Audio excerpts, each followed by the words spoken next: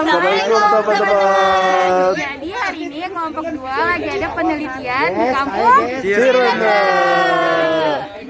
Mau tahu kan kelanjutannya nanti kita ngapain? Wait, sebelumnya kita kenalan dulu yuk sama anggota kelompok 2, yaitu ada Zarifa Azra, Dia Rubaiah, Ahmad Izzuddin, Fikri Al-Kautsar, dan Fauzi Firmansyah. Stay tune terus! Jangan lupa.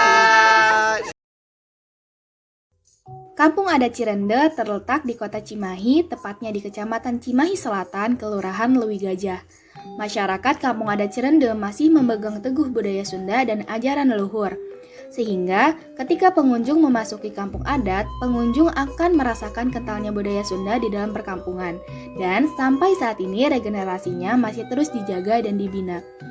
Nuansa budaya di Kampung Adat Cirende masih sangat kental. Terlihat dari bangunannya yang masih menggunakan bambu atau awi dalam bahasa Sunda. Uniknya, makanan pokok dari masyarakat Kampung Cirende bukan nasi, melainkan singkong yang sudah diolah. Hal itu disebabkan karena pada masa penjajahan Belanda sekitar abad ke-19 terjadi krisis pangan, sehingga beras menjadi sangat langka. Mereka tidak memakan beras, yaitu sebagai bentuk protes warga Sunda terhadap Belanda. Akhirnya, masyarakat Kampung Adat Cirende berpedoman pada prinsip hidup yang mereka anut, yaitu pikukuh tilu. Teboga sawah asal boga pare asal boga beas, teboga beas asal bisa nyagu, teboga nyagu asal dahar, tedahar asal kuat. Artinya, tidak apa-apa tidak punya sawah, yang penting punya padi, tidak apa-apa tidak punya padi, yang penting punya beras, tidak apa-apa tidak punya beras, yang penting punya nasi, tidak apa-apa tidak punya nasi, yang penting bisa makan, tidak apa-apa tidak bisa makan, yang penting kuat. Masyarakat Kampung Adat Cirende menganut sistem kepercayaan Sunda Wiwitan, yaitu kepercayaan pemujaan terhadap kekuatan alam dan arwah leluhur dan bersatu dengan alam yang dianut oleh masyarakat tradisional Sunda. Ajaran ini dibawa oleh Pangeran Mandrais atau yang biasa dipanggil Kiai Mandrais. Beliau merupakan keturunan dari Kesultanan Gebang, yaitu sebuah kesultanan di Cirebon Timur. Pangeran Mandrais juga dikenal sebagai Pangeran Sadewa Alibasa yang dibesarkan dalam tradisi Islam dan tumbuh sebagai seorang yang paham agama. Namun, kemudian Pangeran Mandrais mengembangkan pemahaman yang dianutnya dari tradisi masyarakat Sunda agraris. Adapun doktrin yang dianut oleh masyarakat Kampung Adat Cirende yaitu sebagai berikut. Yang pertama, tidak memiliki konsep dakwah atau ceramah. Masyarakat Kampung Adat Cirende yang menganut kepercayaan Sunda Wiwitan tidak memiliki konsep penyebaran kepercayaan seperti dakwah atau ceramah. Seseorang yang ingin masuk ke dalam kepercayaan Sunda Wiwitan dipersilahkan dan tidak ada paksaan. Kepercayaan Sunda Wiwitan merupakan ajaran yang berasal dari leluhur. Mereka menganut prinsip berkehidupan, saha kuring, dimana kuring, dan kuring hidup nyerah ke mana. Yang artinya, siapa saya, dari mana saya, dan mau kemana saya setelah ini.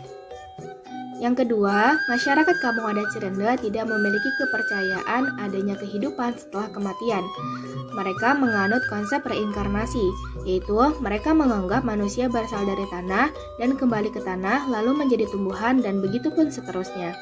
Yang ketiga, mereka melakukan peribadatan dengan kegiatan waktu 5. Waktu 5 adalah proses ibadah yang dilakukan dengan panca indera, di mana mata tidak boleh melihat apa yang tidak seharusnya dilihat, telinga tidak boleh mendengar apa yang tidak seharusnya didengar, mulut tidak boleh berbicara apa yang tidak seharusnya dibicarakan, hidung tidak boleh menghirup apa yang tidak boleh dihirup, dan siku tidak boleh saling sikut. Dan yang keempat yaitu jangan memakan keringat orang lain. Artinya, masyarakat Kampung Adat Cirende tidak diperkenankan untuk mengambil hak orang lain. Adapun mitos atau pamali yang dipercayai oleh masyarakat Kampung Adat Cirende, yang pertama ada luwung atau hutan. Masyarakat Kampung Adat Cirende membagi hutan menjadi 3 bagian. Yang pertama, leuweung baladahan, yaitu hutan yang digunakan masyarakat untuk berkebun, biasanya ditanami oleh jagung, kacang tanah, singkong, dan umbi-umbian. Yang kedua ada leuweung tutupan, yaitu hutan yang dilarang masyarakat untuk datang ke sana, tetapi jika hutan baladahan tidak bisa difungsikan seperti terjadi longsor, kebakaran, dan sebagainya, maka leuweung tutupan bisa difungsikan untuk bercocok tanam. Yang ketiga ada leuweung larangan, yaitu hutan yang tidak boleh sama sekali untuk didatangi. Menurut masyarakat Kampung Adat Cirende, apapun yang terjadi di hutan larangan itu hanyalah fenomena alam. Tetapi apabila kedua hutan sebelumnya tidak bisa digunakan sama sekali, maka hutan larangan boleh digunakan dengan syarat tidak boleh memakai alas kaki dan tidak boleh memakai kain berwarna merah. Mitos yang kedua yaitu kabuyutan. Kabuyutan berasal dari bahasa Sunda yaitu uyut yang berarti tempat suci dan tempat mempelajari ilmu keagamaan dalam agama Sunda. Menurut kepercayaan kampung adat Cirende, kabuyutan adalah suatu tempat mata air yang disucikan dan dilarang untuk dimasuki oleh masyarakat dengan alasan air sebagai sumber kehidupan yang tidak boleh dicemari. Dan mitos yang ketiga yaitu ada Gua Panyepan. Gua Panyepan adalah salah satu tempat sakral yang dipergunakan untuk tempat sajen atau tempat persembahan untuk para leluhur. Gua Panyepan pasti ada di setiap rumah penganut kepercayaan Sunda Wiwitan dan gua tersebut hanya boleh dimasuki oleh seorang ibu. Jika ada masyarakat adat yang melanggar pantangan tersebut, maka akan dikenakan sanksi yang tidak berbentuk hukuman, tetapi berbentuk sanksi moral. Karena menurut kepercayaan Sunda Wiwitan, tidak etis untuk menghukumi sesama manusia, dan biar manusia yang merasakan sendiri akibatnya.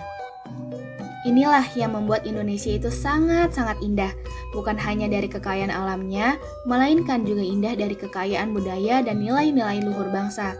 Sudah saatnya kita sebagai pemuda Indonesia untuk menjaga budaya dan nilai luhur bangsa untuk mengenalkan kepada dunia bahwa Indonesia is wonderful. PAID goes to Kampung Cirende.